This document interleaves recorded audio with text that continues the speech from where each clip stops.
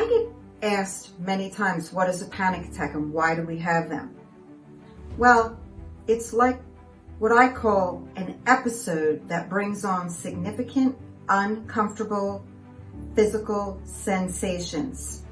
They're psychologically based on perceived threats and not actual danger. Now, depending on how your subconscious program is downloaded early in life, or if you have a history of negative experiences or traumatic events and becomes part of your existence, you start to anticipate the worst case scenario based on those past negative experiences. Then over time, we can condition ourselves subconsciously and we emotionally begin to think about a situation with fear. And then we have the feeling associated with the fear. When this becomes a pattern and you already have a negative downloaded program and you have a cycle of thought process enough times, your body sort of kind of almost has a panic attack without you. Think about it. Maybe you're sleeping soundly and you wake up and your heart's racing and cold sweat. Or you're sitting at home and just talking on the phone and suddenly you feel lightheaded, nauseous, disoriented.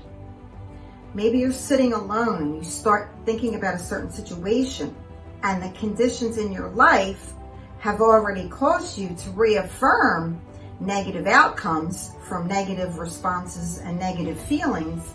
And since your body is conditioned by your mind, you're continually producing the same chemicals in the brain. And it signals to the body that an event is about to occur or is occurring. So now you're firing off the same circuits. The same chemicals are being released. So remember, your body is your subconscious mind, so to speak. So in other words, if you're starting to feel like you're thinking about some certain scenario that may never even come to pass, you'll begin to feel the emotions: fear, anger, worry. And since your body doesn't know the difference between the event that's taking place or what you're creating in your thought processes, then it's possible that the past negative events and continued negative situations will then subconsciously dominate what's going on. So your body and your brain begin to short circuit and you begin to have a panic attack.